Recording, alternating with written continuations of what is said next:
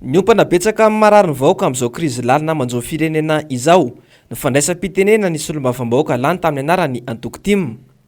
Iaraha malala sy iaraha mahita tokoa mantsy fa tsy mba misy fiantraikany amin'ny fiainam-bahoaka ny asan'ny fanjakana mijoro amin'izao fotoana izao io. Nandray fitenenana voalohany tamin'ireo solombavambahoaka ny solombavambahoaka Mamy Rabenirina. Afaka avy amin'ny CDD avetrany avy amin'ny commune Loloboako azy avy amin'ny maire hoy izy ireo hoe mila jerena kely ray mandeha ny fomba fiasany anivon'ny trésorerie principale de communale na ny demika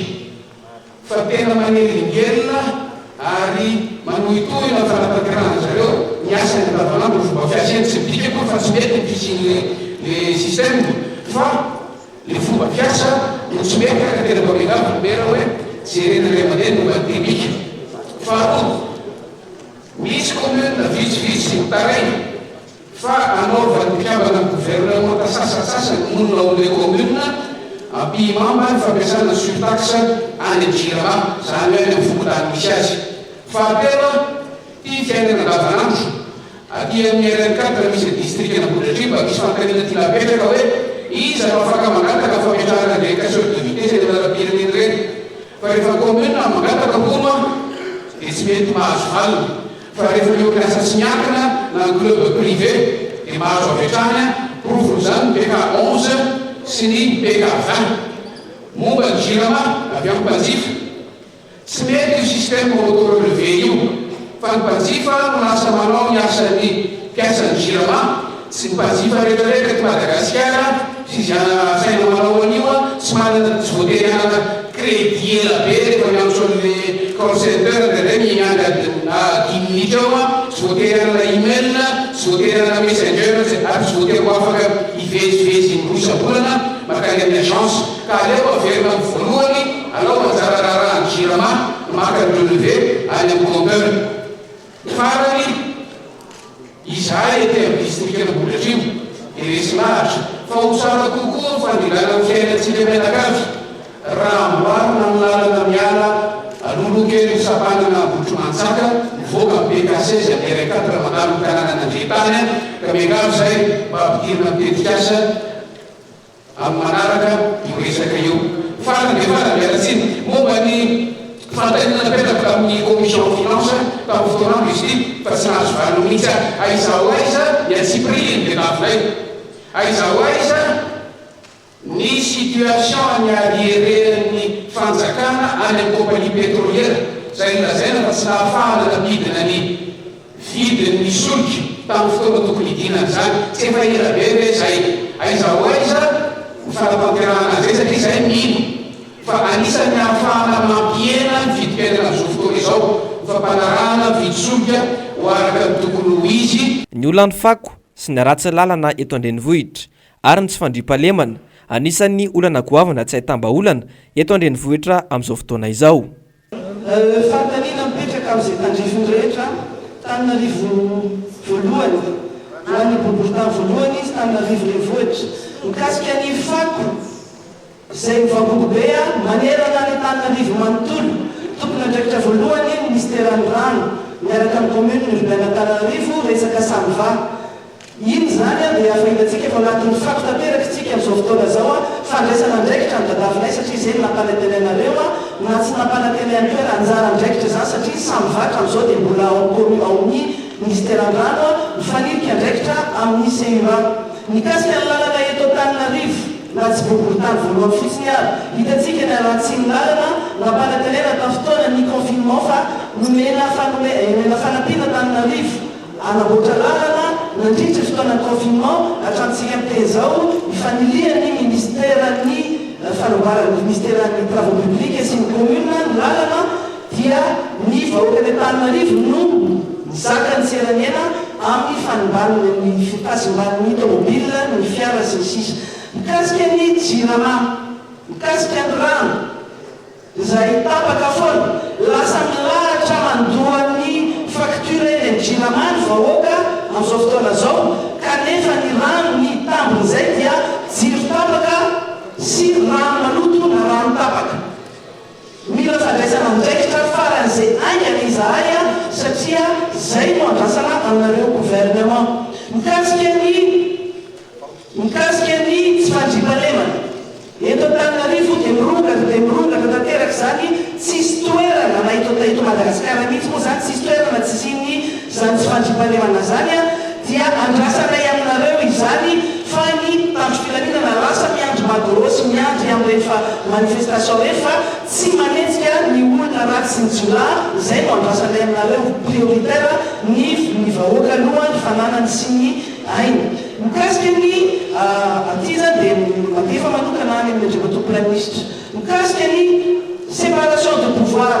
ny fisarahan'ny fahefana mpanao lalàna sy ny fahefana mpanatanteraka miteny aminareo izahay tsy miangavy azao le fisarahan'ny fahefana ny mpanao lalàna alao izahay anao ny asanay alao ny député aty amin'ny antemera-pirenena manao ny asa fa tsy ivelan'ny antemera-pirenena mikasika ireo lalàna rehetra zay alefanareo na projet de loi zany na ina aleo anao ny asan'ny député fa noho izy tsy anivelany any na any amin'ny lampany Mazorivo no andeha anapaka mikasika izay lalàna ampisanga eto mikasika ny mangarara mitakina hatramin'izay mikasika ny Covid-19 ministère fahasalamana sy ministère intérieur koa zany tafiditra ao anatiny aiza ho aiza ny mikasika ny mangarara tsy hitanezaka ataon'ny ministra ny tontolo iainana amin'ny fahalotony ny tontolo iainana eto an-drenivohitra hoy hatrany ny solombavam-bahoaka miady any amin'ny ministère ny tontolo iainana ny fanontaniana mipetraka raha eto Antananarivo no jerena tena naloto ny rivotra iainana petsaka malala any hôpitaly no io loto ny rivotra iainana eto Antananarivo fanontaniana mipetraka dia hoe inona ny tena paikady ny ministère satria hita mifetsiketsehana eraka ny fahitalavitra sy ny haino aman-jery kanefa mba mijery any za eto Antananarivo fa tsy hita mihitsy na dia hazo ay arangamba mety na hevitra retin'ny ministère tontolo iainana ho amin'ny mponina Antananarivo indrindrindrindra nefa eto maro dia maro no vahoaka ameny eto raha tsy hoe asa ovonoana daholo angamba vahoaka satria raha jazakely any amin'ny hôpitaly des enfants eo hiapetraka mitratra ny aretina fiaina rehefa mena le zana dia mivahateny dokotera reka vetsany dia noho ny rivotra maloto iainana eto Antananarivo latsaka andavaka tanteraka ny lafin'ny ara-toekarena eto Madagasikara ilay lazaina fa plan Marshall entina anarenana ny firenena azy ity dia nanjavina tsy nandrenesam-peo intsony voalohany indrindra mahakasika ny resaka plan de relance satria atao anatin'ny fahasahiranana isika na iny ilazantsika azy na plan Marshall mitodika amin'andriamatoa ministre toe-karena sy fitantanam-bola raha ny zavatra hita fa mifanatrika isika nandritrin'ireny travaux de commission ireny nandinika ny PLFI 2021 io dia betsaka fanontaniana mipetraka atao fa fanontaniana voalohany dia tsy hita soritra loatra izay resaka hoe fomba anarenantsika le toe-karena amin'ny dimy resahana dia izao ny vokatry sy ny fiantraikan'io fandalova coronavirus tetsy ny valanaretin'io dia amin'ny taona raiky amby 2020 voatena hitambesatra amintsika ny vokatry zany fandalova coronavirus zany ka dia mamangataka izay mitaky izay fomba anankiray anazavana hoe fomba ahoana maro no atao zao fitondrano zao sy zao gouvernement zao ivoatsika am'izao crise satria mialalina ny fahantrana ohatra am'izany raha ohatra isika iaraha manala firaisan-pireneny tia tiapandroso ny toe-karena ny firenena dia miandro mampiasa vola manokatra ny orinasa ny industrie atao zay ampiroboroboana azy atsona mampiasa vola zany dia miteraka vokatra zany dia miteraka famarona asa izay zany atao fomba tsoka hitenenana azy ny zava-misy anefa akatona ny orinasa malagasy zava-misy dia omenany tsy miakina ny orinasa aka ohatra ny silama tany maromamy mena tamin'ny heritaona lasa ny zava-misy folo volana tsy mandray karama mipiasa atao anatin'izany satria mena ny SASM sasina ny fitantanana an'izany tsy manaraka ny fombafomba tokony arahana asa na resaka privatisation na resaka inona mijaly ny piasa zay piasa mitaky ka samy teny dia tonga dia ampitahorona fanoahana ary misy rehefa voaroaka mihitsy mangataka mba nijery anakaiky azy raha nandany filoam-pirenena tamin'ny taona 2020 dia zao ny zava-misy fitahana ny filoam-pirenena fa ahodina ny masina dans le vide dia tsembotsemboka nao anefitra dia ny filoam-pirenena miatreta fa mandehana izy ao satria nao natamilo piasa re zay ho volana lasa izay mangataka mba nijerena zay akaiky toraka zany any keo mahakasika ny orinasa mpanjakana na ny kinampimady na ny kinao malagasy aiza ho aiza fa mijaly le piasa tsy mahazo karama olona ao mitaky ny sony lasa mifanatra amin'ny tany filaminana zany hoe dia fomba fanao ka tokony hojerena koa mahakasika an'izay mahakasika ny resaka kajy indray a ny resaka croissance taux de croissance io ve mifanontanina petaka hoe mende avany amin'ny 3,8% makany amin'ny 4 mahery tena manam-pahaizana ve samy technicien no namaritra io satria no sarosarotra ihany mantsy ny azo an'izany a marona telo isan-jato anatiny zao hoe fandalovana krizy zao tsy resy lavy zay ny zava-toministra ka mangataka fanazavana misimisy kokoa hoe kajy manao loatra re savy ny imposen'ny politique zany zavatra any fa lojika ny zavatra ohatra no sarotra ny atratra zany zavatra zany manarak'izay ny resaka Fonds national de solidarité maninona no mbola tsy mety ny tapahany gouvernemanta na nydinira teo nivony filan-kevitry ny ministra no mahakasika amin'ny resaka hoe Fonds national de solidarité mba isiany fampihavanana maro eto amin'ny firenena. Ny tontolon'ny fanabeazana moa dia tsy lazaina intsony fa mitotongana amin'ny tany. Ny fanokanana EPP manara-penitra tsy natao ho an'ny zana-bahoaka rehetra ny mamaika ny mpitondra kanefa ireo mpampianatra dia zara raha mandray karama ny ankamaroany. Mety efa betrany ho an'ny ministry ny fanabeazam-pirenena. Raha matoa ministra tsy fantatro mainao fa ny 0 ariary zao dia miteraka olana be misy ny voly sekoly satria mitombo nisan'ny mpianatra misy 50 amin'ny zato ka hatramin'ny 200 nisan'ny mpianatra any amin'ny sekoly ao anatin'ny santa anankiray dia miteraka fikorontanana izany. Faharoa, fantatao ve raha matoa ministra fa maître Frame zao dia 4 volana mbola tsy nandray karama ny maître Frame rehetra. Mampalahelo matsereo raha matoa ministra fa tsy nakany izy ireny ary maoneny. Manarak'izay eo amin'ny recrutement tsy izay mivaly fantatao ihany koa ve fa nahazo poste budgétaire 316 ny ENS nakaisa fa nanjavana ary mitabataba ny syndicat amin'izao ao anatin'izay. Eo koa ny formateur misy 20 ao amin'ny ENS tsita nakaisa zany raha matoa ministra mila fanadihadiana ny tenanay ary miantso ny mpiankoa sy ny mpanao gazety anaramaso akaiky an'izany. Manaraka izany dia tsy mazava misy ny politika mpampianarana izay hoentina amin'izao fotoana izao. Aiza ny PSE natao ve sa tsy natao sa misy PSE vaovao izay hoentinareo satria ka ataon'ny fampianarana zao dia tsy mandeha araka izay tokony misy mampalahelo ny zana-bahoaka. Manaraka izay eo ny hoe DPP manara-penitra fanontaniana inona ny manara-penitra ny mpampianatra ve ny manara-penitra sa ny folo-drafitrasa ny fanofana nefa tsy misy tsy mitohy aiza koa ny folo-drafitrasa ho atao ho an'ny zana-bahoaka. Manaraka izay dia omeo ny sata manokana na statut particulier ny mpampianatra rehetra eto Madagasikara. Raha tsy omena landy izy ireo dia tsy mandeha isika raha matoa ministra sy andry matoa premier ministre. Jereo akaiky ireo izay sata manokana ny mpampianatra izay. Manaraka izay ho an'ny ministera ny fambolena ary ao anatiny ihany koa ministera ny fanajaliana ny tany. Ambomanarina dia manandrema betsy mitantana izay mamokatra tokoa dia mandalo olana bavana izy amin'izao satria tsy miditra ara-potoana ny rano ary tsy mivoaka ara-potoana. Koa mangataka izay ny vahoaka ny tatsaha valikoza tatony ny tatsaha ao ambomanarina mba ataony folo-drafitrasa izay mampiditra ny rano sy mamoaka ny rano fa mijanony ny tatsaha ary tokony diovina koa ny kanalina rehetra fa feno an'ireny fako sy ny karazany sy ny fiafina ireny. Manaraka izay ho an'ny misy ny filaminam-bahoaka mijaly ambomanarina fa betabe ny vakotrano amin'izao fotoana izao ny mpanetaka ary ny poste avancé Ambatolampy aiza ary aiza ny poste avancé Ambohimankoso efa na niraky technicien ianao hoe atao zany dia aiza izy zao miandro zay andre matoa ministra. Ny olana tontolo ambanivohitra dia marary ary tsy misy mihitsy ny mba fanampiana azo avy amin'izao fanjakana amin'ijoro izao hoy hatrany ny solom-bafam-bahoaka. Fantanina ao apetraka amin'andro matoa premier ministre sy ministre ny intérieur 5 milliards voalohany 2 milliards faharoa menana gofo iza manaraka amin'ny volan'ireo tsisy conseil régional tsisy mandiza zany manaraka ny vola ampiasaina gofo aizay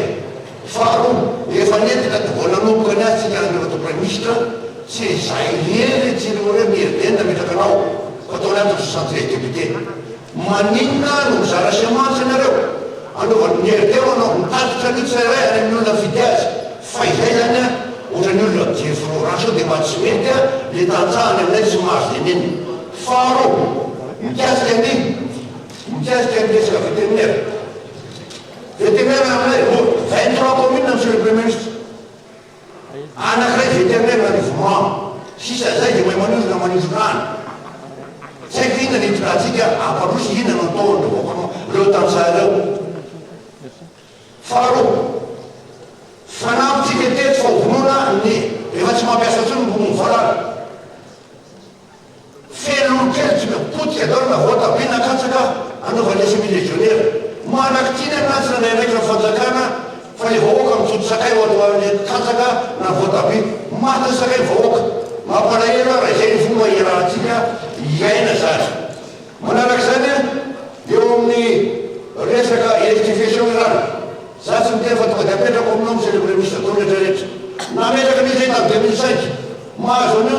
ny région Tasmantolo nanaovana ny farantsany io mandeha mpotoaka atriny miakara tetanarivo fa zay zany olona iny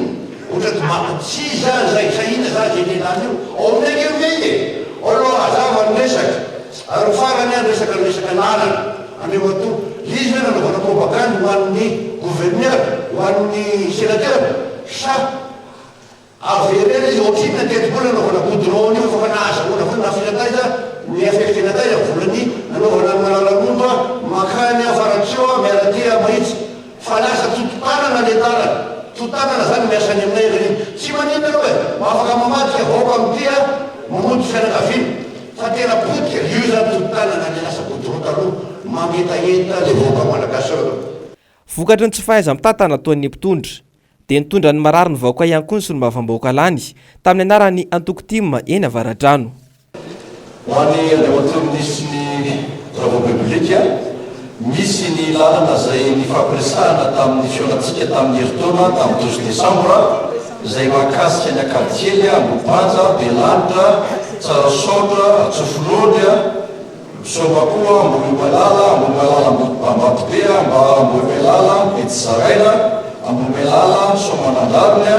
Ambohitraraba, Atanandrano. Nilaza na tamin'izay namaly ny taratasy ty ampelantanako ty fa efa misy ny tolobity vita tamin'izy ireo ary anomboka tsy hoe la ny asa. Misy koa ny miady ny teti-bola 24 tapitry nefa zao 24 liasa mbola tsy nanomboka ihany izay no mampitanina hoe vovila ihany izy io no atao ary ho atao hoe sa tsy ho atao. Momba ny jirama zay momba ny rano sabotsy namena sy anosy avaratra ihany kio zay mampikaikaika vahoaka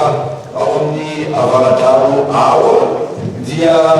nisy ireo taly vitsivitsy niona tamin'ny commune fa ho atomboka tsy hoe la ny foto-drafitrasy hatramin'izao nefa samy foto-drafitrasy zany tsisy fanombohany ihany kio ovina ihany koa izy ireo natao. Leo ihany kio ny amin'ny ministère en transport mahakasika ny garany fisandrantana etsy amin'ny bypass gaga ny tena satria mandalo isan'andro na sorona le soratra fisandrantana dia nanontany tenako hoe ho atao stationnement na taxi brousse ve izy io sa ho avantia zavatra hafa satria efa elo foto-zavatra so vita nefa dia mampalahelo fa mipetraka fotsiny eo mety ho ferenjolana izy io rehefa kelikely koa fa tsy tokony ampiasaina ve izy io. Leo ihany kio ny hoan'ny ministère fambolena momba ny barazy ao Tangirika zay efa mampimenimenina ny mpamboly izy io hatramin'izao teoko tsisy firarahina mihitsy. Be dia be ny fiseho hatramin'ny premier mandat tsy tantarela tsoa fa tamin'ity mandat faharoa ity zany dia efa natao zay fitaraina an'izay tokony mba hombany izy io satria mijaly ny tantsaha tsy malaky hoanina mitombo ray fantrano vahoaka Avaradrano zao mbola mitohy. Eo ihany kio ny resaka jirama zay mampimenimenina ny ao amin'ny commune Lasoa satria tsy lavitry ny jirama manamboly izy io kanefa voltage courant dia 150 volt ataoko mainy fananany vahoaka tonga ty amin'ny tena le olona menimenina dia manontany tena hoe fanaro député rehefa toerana tsisy ministre na toerana tsisy manam-pahefana dia ampijanenao sao vahoaka ka aleo le olona mba jire zay zavatra satria efa niteny tamin'ny DG jirama intelo ny efatra ny telako nanao zay fitaran'izay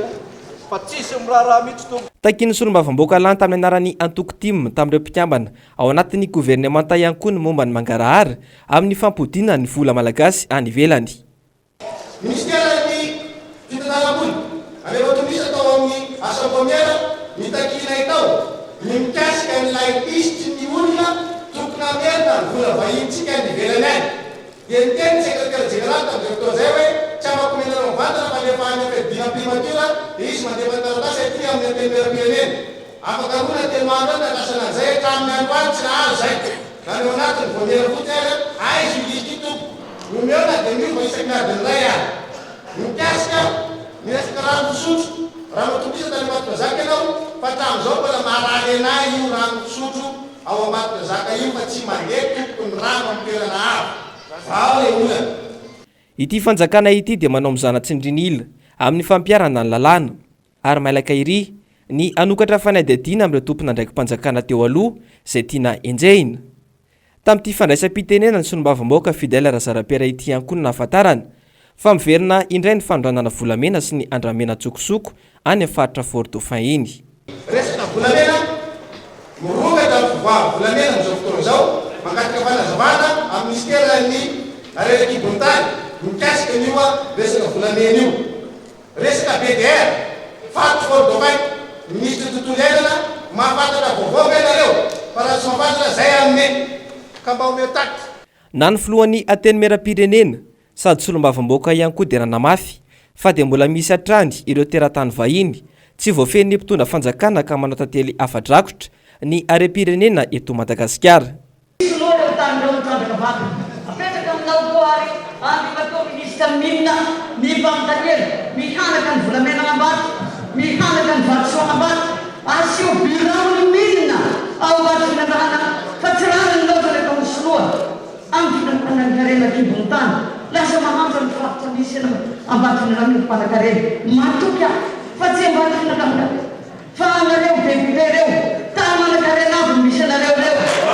asio birao Demina ireo districta manakarena volamena manakarena vatosoa tokoa aminao zay andrimatoa ministra ny minina. Na be resaka tena anivon'ny fiarahamonina ihany koa ny antony anapahan'ny fanjakana hevitra tampoka teo ny aminy hoe tsy maintsy mandalo fitsarana miaramila ny vehivavy. Efa nafiton'ny mazolio angany rehefa prime ministre ny lamana tenimera-pirenena fa dia natsinonao ny voroteny solombavambahoaka maro misa sy ministre ny tetibola sy toekarena mba hanomezanao toromarika ny amin'ny andaninany tetibola 2021. Tsy vitan'izay fa mbola narahanao atso amin'ny taroby any ny anovanany droitasi izay efa nofidina lany tao ho 10% ka mbola novana ho 8% zay nahagaga tany amin'ny session plénière. Diky zany aminay fa tsy misy le séparation de pouvoir ary dia malaza eritreritra hoe mampiala ihany ny capacité sy ny qualification ny ministre vola matoa any matoa mifanapana zavatra zany ka mifantahina mipetraka dia hoe mbola tokony eo amin'ny toerany aby ny ministre vola ary raha zay no izy manahoana ireo ministre sasasasany reo mahazaka le toerana misy azy ve tapitany amin'iny manaraka ny solombavambahoaka nampantanana reny ny teny raha tsy ka atao ve ny fako eny amin'ny boribory tany faefatra ka tsy alainy satria raha mahita ny any amin'ny mahatony vany eo quartier résidentiel na ny androbe enakaiky ny ambasady l'Allemagne dia misy mpanany isan'andro fa ny eny amin'ny ambany tanàna mosy be sonirany sy netra tapaborana vo misy maka mainy ny tanàna. Faharoa lalana rehefa makany amin'ny antenimera-pirenena aloha dia mahazo ny akady lalana iny boribory tany faefatra iny miaro eo amin'ny rond-point Mamasina mandraka tonga any amin'ny lapany antenimera-pirenena maro viny izy iny no amboarina fa eo mankany commune zay dia hoe izay tsy men'ny fanjakana fobe fond routier. Fahatelo rano omena foto-drafitrasa mifaritra ambony ampamarina ambany ampamarina tsy ranon-jafy Mamasina atsimo foto-drafitrasa ao fa le raha tongeny efa horotona nangatahana dia andasoaboty farany nalaza tatoato misy tsarana miaramila vavy marina amin'izay manomboka dia mametraka izay fa anontaniana hoe inona cadre juridique noraisina amity saran'ity ary miditry zany aminay afa izy miaramila vavitsotra ao alinao de o zay hoe rehefa vona am'izany ve isika fotodrafitrasandraisana zany ary mandeha lavitra be de ny hoe so de lasa misy daro vavonay eto raha ohatra ka tsy horangazery oloa kanefa mahay mampiasa nisy tao bediny soto maro ny lalan-dratsy jeren'ny fanjakana fotsiny ihany eny amin'ny distrika na Tsimondrano raha araky ny tatitry ny solombavam-bahoaka eny an-toerana. Mamengany namatonisika bazena ndraiky ny tokony anamboarana lalana makany amin'ny hotany etosy zay route régionale izy io efa tena ratsy de ratsy ary mampitaraina amponina amin'ny faritra etosy manodidina iny rehefa monja nyzany hotany zany toy zany ihany koa ny lalana mampitohana nosy zato sy soavina ary apatosy izay araky izay voalazay de commune telo farafahakeliny no tokony isika amin'izany fanamboaran-lalana izany ny strukturalo sy ny angovo eto dia maro ny fiatsika izay nataonareo teny amin'ny faritra Tsimondrano makasika ny fanomezana tomponimponina ny fanomezana rano fisotro madio eto de tsindriko fa mandefasa teknisiana na androany azy fa tsisy rano eto raha misy fanaterana dia le mandeha anaty ny herinandro nakapabolana ary rano mampiaya satria rano somary maroto izany rano tongena toerana raha sendra misy mananika zany makasika ny ministère ny fambolena fanamalena mba tsara raha misy fiaraha-midiky makasika ny eo anivon'ny ampibasy ny ministère ny fambolena ary koa ireo olombofidy ny fotony amin'ny fampiasana ireo bara samy hafa amin'ny fanorana rano mba ahafahana manokaka ireo tambary maro aty amin'ny faritra Tsimondrano. Ministère ny intérieur et décentralisation maro ny tsindry azon'ireo olombofidy indrindra be tanàna sy manontsaina na akolaka raha mivantana mikasika indrindra amin'izay mety endrika tsy fanarahana amin'ny fitoram-panjakana noho izany dia matsabo zahay fa atao miverina isika amin'izany lalana tokony andehanana amin'ny resaka décentralisation zany amin'ny service territorial déconcentré efa tamin'ny taona 2010 no mipetraka ny décret amaritana tsara ny fifidianana ny chef hôpital ao aoriana ny fifidianana be ny tanàna lasa miteraka korotana ny fiarahamonina ity fanendena chef hôpital lava ataonareo ity tompoko satria dia tsy akasitany vahoaka matetika reny olona voatendry ireny ka mangataka zay ny anaovana farak'izay mainka ny fifidianana ny chef hôpital. Manaraka izany dia ho an'ny gouvernemental manontolo maro misy fanarahan-dalàna hita anisan'ny fampielezakevitra raha fifidianana n'olona ireny ary atao mihitsy ny fifidianana ny safidin'ireo fidy vaventy andritran'ireny fifidianana ireny inona ny fipetraresin'ny fanjakana eo anivon'ny bianco sy ny sisa mahaloana izany raha izany farany makasika ny fampianana ny feuille de route aiza oaiza ny proposition de décret efa nosahana amatao makasika ny Fonds national de solidarité. Tsy hain'ity fanjakana ity mihitsy ny mandrindra ny asa tao araka ny lara-pamehana porofon'izany ny fanamboaran-dalana eny amin'ny lalam-pirenena fahafito. Makasika ny social-bahoaka monsieur le premier ministre mikaikaina dia mikaikaina ny vahoaka ny tena valalanina amin'ny anoana ary isan'andro isan'andro dia vahoaka ohatra makafanafody no manavarany solombavam-bahoaka tena ahoana vahoaka monsieur le premier ministre dia ozy aho hoe tonga bizara Madagasikara inona ny antony any amin'ilay ministère izay kikifarany firenena any amin'ny fambolena sy ny fiompinan-dray no tena ambany demana ny budget rehefa mikirakira ny elefisika ny any amin'ny présidence tatangana be le izy nefa ny vahoaka nono mitabataba zay eto isan'andro hoe asivo subvention agricole miozeziky eo mahasobolo ny tatsa telo volana le de miakatra vary mahamenatra hoe isan'andro zao tsika tsisy solution permanente fa dia anafatra vary any velany foana monsieur le premier ministre noho izany hoy aho hoe rectifie voiture fa mijany ny vahoaka manaraka zany dia mitodika amin'ny ministeran'ny travaux publics ny terako mahakasika ny fanambarana lara Montsibe. Monsieur le ministre, tena tsara ny fanambarana lara na saingizao aleo mahisy priorité mazava tsara satria lalana manodidina ny gara manodidina ny avenue ihany no amboara zay tsisy vokatra ho tombo fa miteny ateto hoe lalana makeny mandekeneny no tokony atao lalana makeny andranobe tokony atao priorité très priorité satria mahafahana mamoaka ny vokatra amin'ireo toerandreo zay tena isolé ireo toerandreo amin'ny aratsy lalana zay lalana tsy eo amin'ny 10 kilomètre eo ny fitambarana zay zany no zavatra tiana horesana aminao monsieur le ministre dia aleo mba mivaina makeny amanekeny sandranobe moamboary. Ny filohan'ny vondra parlementaire ty manana marana fitenenana teto natambatra iray avokoa ireo FDP rehetra. Andriamantoa Prime Ministre, lehibe ny gouvernement mijoro tokoa ny tena tonsolo tena ny groupe parlementaire mpanohitra ankehitriny. Zavatra vitsivitsy no azoko lazaina eto voalohany indrindra dia mahakasika ny GEPARS zay teto amin'ity toerana ity no nanaovana ny fankahakevitra tamin'izany fotoana izany nanaovana ny fangatahana ny amerenana izany nosy ny malagasy zay nosy feno arena miopapana tokoa ary ahafahany malagasy miaina miala ao anatin'izao fahatrana miseho eto anivon'ny firenena izao. Fanontaniana Andriamantoa Prime Ministre lehibe gouvernement aiza ho aiza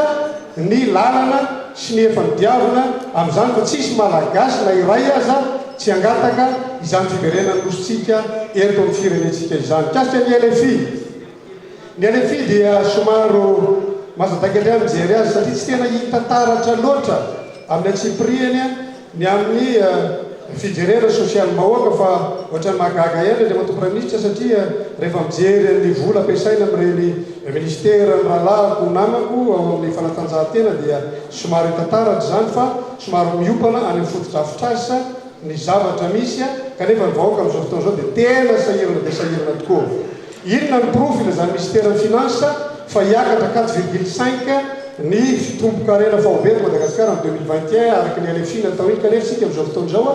dia mbola mihibo 3.9 ny tany arikarena fahobe eto amintsika. Manampaizana ve nanao an'io sa no entina fotsiny andamidaminana zavatra eto amin'ny firenentsika. Aiza ho aiza mangarahara mahakasika ny vola ny CNA satria ny CNA zany dia nahaina ny isany ary ny vola dia lazay ministerany ao amin'ny finance fa nalefa any amin'ny Kerea any atsimo dikan'izay dia mila fatana vahoaka malagasy satria voalaza président ihany koa rehefa miaina io dia izy koa fanorenana université manerana ny nosy tsy misy malagasy angambany ka anohitra an'izany fa ilaina zany fa ilaina kosa ny hoe apetraka mazava sy mangarahara tsara le izy. Momba ny vola ihany no resahatra satria izay ihany no azoko resahana dia tapitra ny fotoana. Momba ny vola dia miendanja ny ariary amin'izao fotoana izao kanefa isika dia efa nomeny FMI vola mitetina 160 millions de dollars mba ahafahantsika mametraka tsara zany balance de paiement zany kanefa amin'izao fotoana izao dia hitantsika efa miaina ny sandany ariary isy vokany lehibe eo amin'ny fanafarantsika entana sy amin'ny fiainany sandam-bolantsika zavana hoana amin'ny politika ny gouvernement mahakasika an'izany satria raha nafatretany sika amin'izao fotoana izao dia ho lafo dia lafo ny sandany ary hiakatra ihany koa ny vidiny entana eto toerana. Manahoana ny politika ny ao amin'ny ministère commerce amin'ity resaka vary ity satria mikoaikoaika ny any ambanivohitra ny aty andrenivohitra angamba mety moramora ihany fa ny any ambanivohitra dia lafo koa sandan'izany vary zany amin'izao fotoana izao ary tena miaina ao anaty fahasahiranana tanteraka ny vahoaka any ambanivohitra. Ministera ny asa vavety dia fantatsika rahatsika mahita tsika rehetra zao mandeha Antananarivo Atsirabe daholo ary dia rehefa mandalo Ambohimandroso dia very eo ny fefakadiny aloha na ny 10 minitra satria dia tena potika tanteraka ny lalana Ambohimandroso. Fantatsika tsara io tetezana io fa io tetezana io dia potika tamin'ny 2002 ary namboarina tetezana niaraka na orona tamin'ny tetezana OBN zay tapaka izy io amin'izao fotoana izao ny OBN mila mandray fepetra aingana ministera ny asa vavety sao dia médecin après la mort amin'ny ministeran'ny fambolena sy ny fiompiana dia mihoatra ny valopolo-isan-jato ny tatsaha zao fotoana izao a ka mila mametraka programa mazava tsara ny ministeran'ny fambolena na dia kely dia kely azy zany vola eo ampelantanany amin'izao fotoana izao tsy manafina raha matoa filohan matoa premier ministre fa nisy nanatrika ny fizarana zezika fa dia tena hita ary ambarako zany aretrony vavolombelona eto fa ny fizarana zezika sy ambioka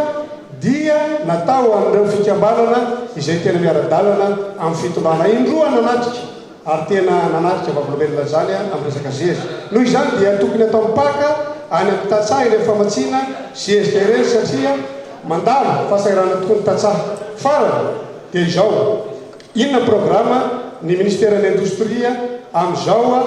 andro ao anatin'ny fanarenana relance économique zao zao fotoana zao satria ilaina ny fametrahana sy fanampiana ireny orinasa maro eto Madagasikara izay miarany amiana ara-pahasalamana reny mba hahafahan'ny tanora miverina miasa reny isan'izany amin'izao ny France reny maro isan'izany eny Antsirabe ary tsy etsetsetsatsy zako amintsika fa ny orinasa efa mandeha indray ankehitriny no mikiatona tahaka ny orinasa triple A zany izay tsy misy ifandraisany mihitsy amin'andriamatoa président Marc Ravalomanana izany orinasa izany mangataka izay mba hijerena akaiky izany orinasa zany satria namelona olona tsy latsaky ny Antananarivo ary mamelona mpivarotra tsy latsaky ny Amanalina zany orinasa izany izay ngamba amin'ny ankapobeny ny ramatofoloha no resaka tiany ambara fa ny jirama sisa no ambara ty farany ity jirama ty dia tamin'ny andron'ny repoblika voalohany sy faharoa dia nisy ny fangalany fanjakana vola mangamba ny anarany tamin'izao fotoana zany amin'izao fotoana ny jirama dia tena marikoaikoaiky amin'ny vahoaka tsy misy tsy mijaly ny jirama zany la itsika mpitondra zao azy tapaka ny jiro dia lestage tsy misy fiafarany ary ny rano dia misotro rano maloto daholo sika retoreto marina fa hoe tsy ampy ny rano anandekaleka izay no mahatonga ny hoe jirama amin'izao fotoana zao hoe tsy mahatonga tsy mahafehy zany resaka jirama zany tamin'ny 73 député dia nilaza mampiasa ny jirama ny syndicat fa manana soso-kevitra ampandrosona zany jirama zany ary zareo ny zavatra hita ankehitriny dia be loatra amin'ny prestataire ny jirama izay miteraka fiakarany zany vidin'ny jirama izany ka mahatonga ny vahoaka mitondra faisana amin'ity resaka jirama ity nahatra ora 5 moa ity fiona solombavam-bahoaka sy ny mpikambana anatin'ny gouvernemanta ity saika niopana tamin'ny olanjiro sy rano tsy fahampiny ny mpitandro filaminana sy ny fitaovana eo ampelantanany ary indrindra ny olana rahateo-karena goavana no fangatahana sy fanamarinana ireo solombavam-bahoaka ireo izany rehetra izany no manam-pirofo fa tsy misy politika mazava ary tsy misy paikady matotra eo amin'ny mpitondra fanjakana entina anarenana ity firenena ity fa variana manenjika ny mpanohitra fotsiny ny fanjakana ankadino tanteraka ny fiainam-bahoaka raha ny valim-panontaniana navalin'ireo minisitra izay nantefan'ny fanontaniana kosa dia samy valy teny fandiovan-tena ary fiarova-tseza fotsiny ihany no nasetrin'izy ireo an'ireo solombavam-bahoaka